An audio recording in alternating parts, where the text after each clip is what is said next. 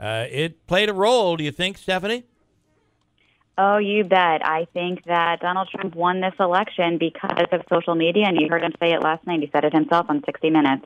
He actually said that being popular on social media is actually more important than wealth.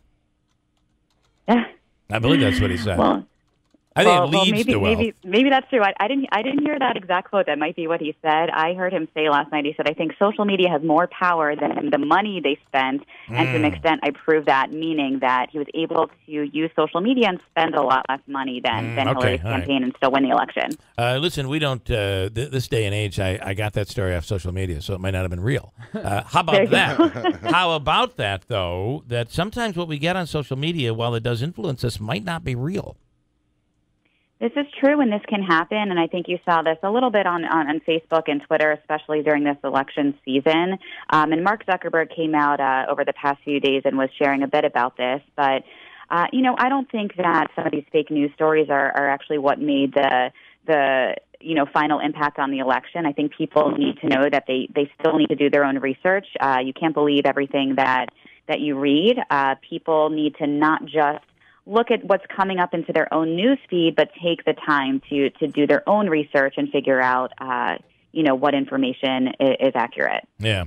I wonder as well, and we talked a bit about this last week, is that I'll use Andrew as the example. If I really respect Andrew and he puts something political on social media, I might be more prone to say, yeah, I agree with that because I like the person. And it fits also your beliefs. Yes, that helps too. And if I don't like the person and they put something up, I'm like, you're going to challenge it. What do you say to that?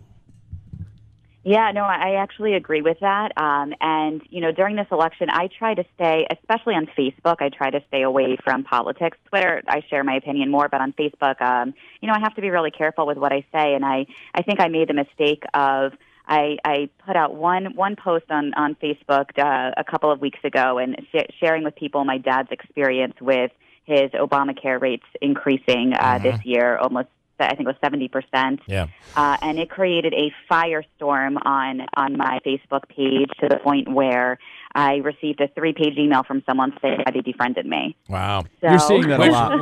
Which you don't get when you post your lasagna dinner that you're having. I mean, you're not going to get that for that. So, all right, become very valuable. Stephanie Abrams Cartin, thank you so much for coming on. Thank you for having me. Social media has really, there is no doubt it played a role in this election. And there's nobody that tweets any more than Donald Trump. So maybe all those mean tweets, all that stuff, that crazy stuff, everybody said stop doing it.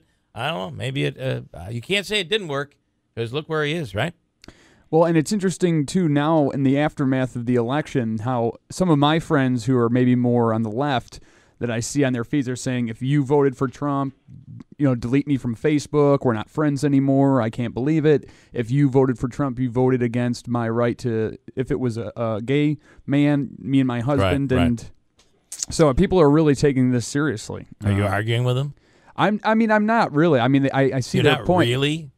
So if you're not, what I'm saying is I don't engage, but yeah. I think that's a little bit of an extreme statement to make that every single person who voted for Trump is against gay rights. I just think that becomes the question that they ask is that if Trump supports A, B, and C, but you like D, E, F, G, is that okay? And what is the one thing that for you is the deal breaker?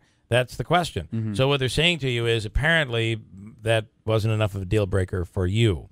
And I think that is where I think you got to just stay out of who I vote for is none of your blank business. Mm-hmm. And I think you have to go down that road. And with Thanksgiving coming up, man, you can only expect that the dinner is going to be, right? Yeah, interesting. Pass the turkey. Everyone feel like turkeys who didn't vote for Donald Trump here? They'll ease you right into the conversation. They'll slip it in. You got to be like having strict rules. I don't know what your Thanksgiving is like, but I'd rather not be in the middle of a radio show. It's going to be, too, like the uncle or anybody who voted for Trump.